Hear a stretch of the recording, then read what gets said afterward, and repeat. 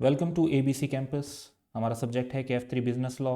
हम chapter number 5 performance of a contract की 6th video कर रहे हैं, जिसका टॉपिक है time and place of performance, जो कि IKF स्टडी टेक्स्ट 2020 से लिया गया है। And I am your facilitator Kashif Adeel. तो time, place and order of performance हम अपनी इस वीडियो में ये फर्स्ट 2 एरियाज कवर करेंगे, which is time and place of performance and effects of failure to perform within a stipulated time. Reciprocal promises जो हैं ये हमारी नेक्स्ट वीडियो का टॉपिक होंगे, तो नेक्स्ट वीडियो के साथ ही ये एरिया कंप्लीट हो जाएगा। सो time and place of performance के बारे में जो रूल्स हैं वो 2 तरीके से हैं। जाहिर बात है, या पार्टीज ने डिसाइड किया होता है, जिसमें प्रोमिसी के पास ये ऑप्शन होता है कि वो डिसाइड करे, और या फिर उसने डिसाइड नहीं किया होता। तो प्रेस्क्राइब्ड यानी उसने बताया है, और सैंक्शन यानी उसने अप्रूव किया है बाय द प्रोमिसी, यानी जिसने परफॉर्मेंस रिसीव करनी है या तो उसने बताया हो कि कैसे टाइम और प्लेस होगा, या उसने अप्रूव किया होगा। वेयर द टाइम, मैनर और place are prescribed by the promisee, the performance of the contract must be at the specified time, manner and place। तो जब बता दिया हो तो फिर तो उसके मुताबिक ही काम होना चाहिए, और इसको फिर अब हम कुछ सिचुएशंस में देखेंगे। आजम promises to deliver goods at Babar's warehouse on 1st March before 1 PM। Place warehouse decide हो गई, डेट डिसाइड हो गई, टाइम भी डिसाइड हो गया। आजम डिलीवर्स गुड्स बिफोर टाइम, तो आजम हैज परफॉर्म द कॉन्ट्रैक्ट। तो बिफोर 1 PM था, बिफोर 1 PM ही अगर उसने डिलीवर कर दिया तो उसके मुताबिक किया है, तो ये प्रेस्क्राइब्ड वे में हो गया। तो पहला केस हो गया। सेकंड केस देखते हैं। Babar owes Azam ₹100। It was agreed that Babar will send a cheque of ₹100 by post. The debt is discharge as soon as the Babar sends cheque by post to Azam. तो जिस तरह से डिसाइड हुआ था उसके मुताबिक काम किया, तो एक परफॉर्मेंस प्रॉपर हो गई। Third scenario, Azam and Babar are mutually indebted, यानी दोनों ने एक दूसरे के पैसे देने। Azam and Babar settle an account by setting off one item against another. भाई एक ने एक के 1,000 रुपए देने थे, एक ने दूसरे के 800 रुपए देने थे, तो 800 रुपए उन्होंने सेट ऑफ कर दिए। एंड बाबर पेज आजम the balance found to be due from him upon such settlement. जो 200 रुपए बाकी बच गए वो उसने तब पे कर दिए। This amounts to payment by Azam and Babar respectively of the sum which they owed to each other. क्योंकि यहाँ पर अगर आप देखें तो दोनों की रजामंदी से हुआ है, तो सैंक्शन है। पहले से उन्होंने शायद डिसाइड नहीं किया हुआ होगा कि वो इस तरीके से इसको करेंगे, लेकिन अब उन्होंने जो प्रोसीजर फॉलो किया वो दोनों का अप्रूव्ड है, तो ये भी एक वैलिड परफॉर्मेंस होगी।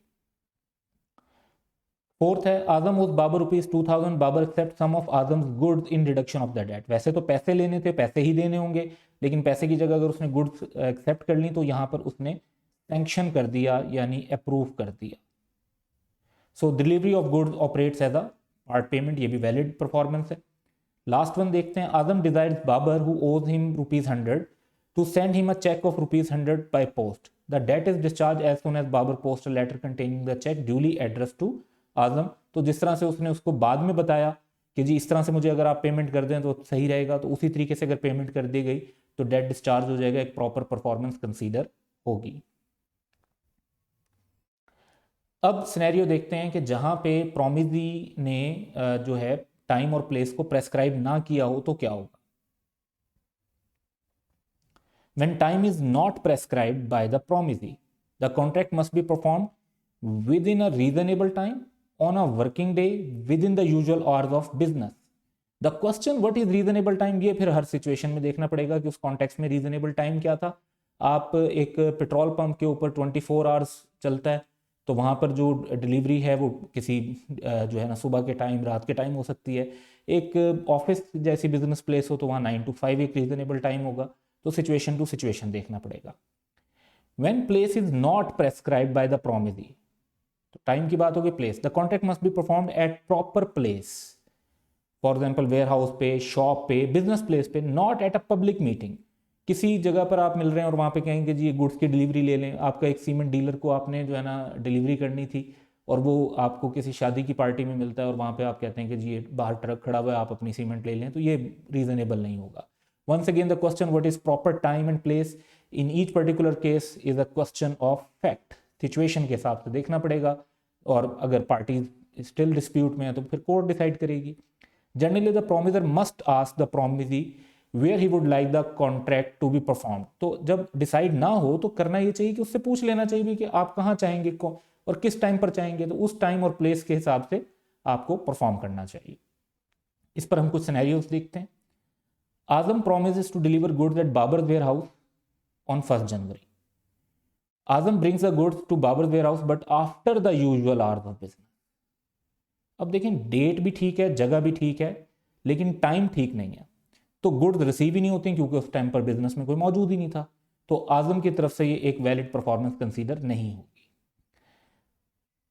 सेकंड देखते हैं, आजम promises to deliver 1000 kg of jute to Babar on 1st May. Babar agrees to specify the place for delivery later, कि कहां डिलीवर करना है वो बाद में बताएंगे।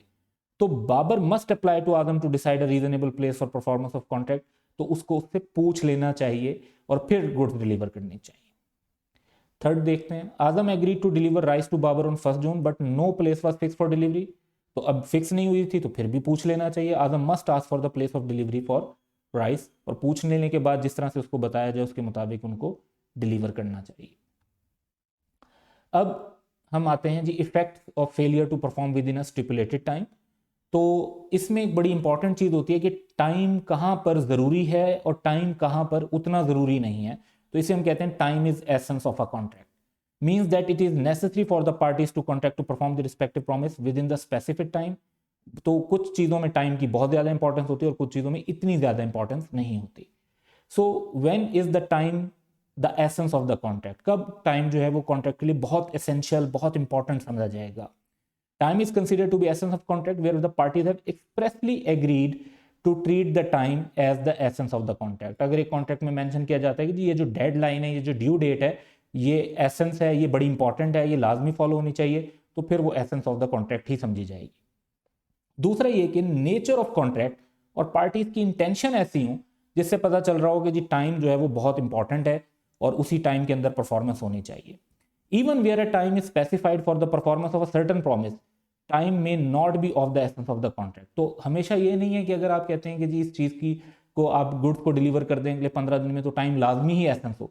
टाइम तब लाजमी एसेंस होगा जब या तो उसे एक्सप्रेसली एसेंस डिफाइन किया जाए या नेचर ऑफ कॉन्ट्रैक्ट या इंटेंशन ऑफ पार्टीज से पता चल रहा होगा time is essence of the contract. तो फैक्टर्स आपको कंसीडर करने पड़ेंगे। यहाँ पर हम एक सिनेरियो देखते हैं कि Adeel ordered yum baker for a birthday cake to be delivered on 22 February। The nature of transaction clearly indicate. अब देखिए बर्थडे जो है इट इज़ द थिंग कि 2 दिन पहले डिलीवर करेंगे तो वो प्रॉपर टाइम नहीं होगा, 2 दिन बाद डिलीवर करेंगे तो वो प्रॉपर टाइम नहीं होगा। तो clearly nature of the transaction, nature से पता चल रहा है कि time is the essence of the contract और उसी टाइम के मुताबिक कॉन्ट्रैक्ट को परफॉर्म होना चाहिए। अब जहां पर टाइम एसेंस है वहां पर क्या होगा, और फिर हम नेक्स्ट हेडिंग में देखेंगे जहां पे टाइम एसेंस ना हो तो क्या होगा। In case the performance is not made with in time fixed और टाइम एसेंस है, तो कॉन्ट्रैक्ट जो है जितना परफॉर्म नहीं हुआ वो वाइडेबल हो जाएगा व्हेन टाइम इज एसेंस। और जो पार्टी है वो कॉन्ट्रैक्ट को कैंसिल कर सकती है और ब्रीच की लिए केस कर सकती है। लेकिन अगर पार्टी डिलेड परफॉर्मेंस को एक्सेप्ट कर लेती है तो फिर वो कंपनसेशन क्लेम नहीं कर सकती अनलेस कि नोटिस भी दे। तो इसको अगर सम अप करें तो परफॉर्मेंस अगर विद इन फिक्स टाइम नहीं की जाती तो एक तो ऑप्शन है कि जी आप कॉन्ट्रैक्ट को कैंसिल कर दें और उसके ब्रीच के डैमेजेस क्लेम कर लें। दूसरा ये है कि अगर आप परफॉर्मेंस को एक्सेप्ट कर लेते हैं तो कंपनसेशन सिर्फ तब क्लेम कर सकेंगे अगर आपने उसके लिए नोटिस भी दिया है। तो प्रॉमिस जिस टाइम वो कहते हैं जी आपने ये परफॉर्मेंस डिले की है, मैं चीज़ें तो एक्सेप्ट कर रहा हूँ लेकिन जो डिले की वजह से मुझे नुकसान हुआ है मैं उसके डैमेजेस आपसे क्लेम करूंगा। अगर ये बात कर देता है फिर वो क्लेम कर सकता है। अगर वो बस चुप करके चीज़ें एक्सेप्ट कर लेता है तो फिर वो बाद में जो है डिले की वजह से होने वाले लॉस को क्लेम नहीं कर सकता। सिनेरियो को देखते हैं। Asma singer enters into contract with Babar the manager of theatre to sing at his theatre 2 nights in every week for the next 2 months। Babar agrees to pay her ₹100 for each performance. 6 night यानी 2 दिन तो हफ्ते में करने थे तो 6 days कंसेक्टिव हो गया। Asma wilfully absent herself from the theatre. अब एक पार्टी की तरफ से जो है ना वो परफॉर्मेंस टाइम पर नहीं हुई तो बाबर के पास 2 ऑप्शन है। पहला ऑप्शन तो ये है कि ही मे रिसेंड द कॉन्ट्रैक्ट और क्लेम कर ले जी कंपनसेशन के जो नुकसान हुआ उसको। दूसरा ये है कि वो परमिट कर दे आसमा को 7th night पर और कंपनसेशन क्लेम कर ले, लेकिन कंपनसेशन क्लेम करने के लिए नोटिस देना जरूरी होगा कि वो कंपनसेशन क्लेम करना चाहता है। सेकंड इसमें हम सिनेरियो देखते हैं जी। Azam agree to deliver 20 books to Babar on 12th May 2011 in which delivery time was important. As books were required for an exhibition. तो यहाँ पर भी एसेंशियल है जी, टाइम एसेंस है।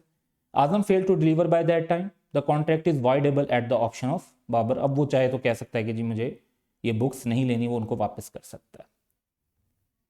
अब आते हैं जी consequences where time is not essence. तो टाइम जहां पर एसेंस नहीं है तो वहां पर क्या सिचुएशन होगी? In case the performance is not made with in time frame and time is not essence, the contract is not voidable. ये फर्क है। Unless the delay in performance is also beyond reasonable time. लेकिन अगर बहुत ही ज्यादा delay हो जाता है और टाइम एसेंस नहीं है, तब भी जाहिर बात है कि वो वाइडेबल हो जाएगा। तो पॉइंट ये है कि ये एक फर्क है। जो सेकंड पॉइंट है वो बिल्कुल सेम है, चाहे टाइम एसेंस हो या टाइम एसेंस ना हो। In case delayed performance accepted, तो आप कंपनसेशन सिर्फ तब क्लेम कर सकेंगे जब आप उसका प्रॉपर नोटिस देते हैं। So Azam promises to deliver a car to Babar on 1 May। Azam delivers it on 9 May। अब कार की डिलीवरी अनलेस कि कोई खास एग्जीबिशन हो, किसी खास मकसद के लिए यूज़ होनी हो, कोई रेस में लेकर जानी थी, कोई ऐसा काम करना था, फिर तो समझ में आती है। अदरवाइज इतना एक डिले जो है मार्केट में भी चलता रहता है। Babar will have to accept the delivery. Babar can claim damages only if he gives proper notice. तो डैमेजेस क्लेम कर सकता है सेकंड सिनेरियो से, लेकिन उसको वो कैंसिल नहीं कर सकता कॉन्ट्रैक्ट को। सेकंड है Mahad promise to supply bricks to Nadeem on 4 May। Mahad delivered on 8 May। अब इसके अंदर भी 1 दिन 2 दिन 4 दिन की डिलीवरी के अंदर ये कॉमन है मार्केट में हमारे यहाँ कि डिलीवरी इतनी डिले होती है। तो अनलेस कि आपने बड़ा क्लियरली कहा हुआ होता कि भाई ये तो ब्रिक्स उसी दिन चाहिए वरना में ह्यूज लॉस हो जाएगा और एसेंस है, तो नहीं है, तो फिर बाद में इसमें डैमेजेस क्लेम नहीं किए जा सकते अगर सिंपली आप एक्सेप्ट कर लेते हैं। तो सिनेरियो को अगर देखें तो महद और नदीम के दरमियान कॉन्ट्रैक्ट था जिसमें ब्रिक्स सप्लाई होनी थी 4 May को, डिलीवर हुई वो 8 May को। नदीम ने उनकी डिलीवरी एक्सेप्ट कर ली, लेट से विदाउट एनी नोटिस कि जी वो कोई डैमेजेस क्लेम करेगा, तो वो बाद में डैमेजेस क्लेम नहीं कर सकता। तो हमारे पास ये एक एग्जांपल है जी, Golden foods agreed to supply. ये इसमें पास्ट एग्जाम का ये क्वेश्चन है 2017 का, 3+2 5 मार्क्स के लिए, यानी पहला पार्ट 3 मार्क्स का और सेकंड पार्ट 2 मार्क्स का। तो golden foods agreed to supply 2500 cans to Riyaz grocery store. According to the agreement the date of delivery was 31 August। However on the due date GF refuse to supply the cans. तो time जो है वो क्या essence है या नहीं है, तो इसको हमें देखना होगा। Under the provision of contract act discuss the right of RGS in the above situation assuming that time was essence of the contract. तो time was essence of the contract होगा तो देखें वाइडेबल हो जाता है, प्लस डैमेजेस भी claim किए जा सकते हैं इफ नोटिस इज गिवन। अच्छा, what would be your answer to a above if GF supplied the cans on 12 September and RGS accepted the performance but suffered a loss on account of delayed supply। तो यहाँ पर यह है कि जी इसमें भी वही पॉइंट है कि जी वो क्लेम कब कर सकते हैं, अगर नोटिस दिया होगा तो डैमेजेस क्लेम कर सकते हैं, अदरवाइज वो नहीं कर सकते। तो इसको आंसर को देखते हैं।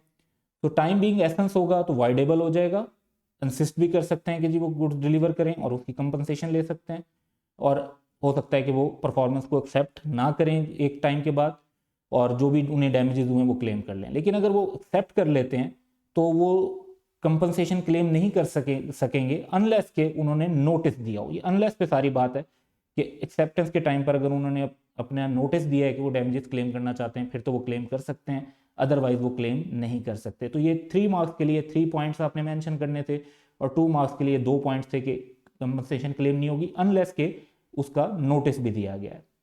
So that's all for today, have a good day.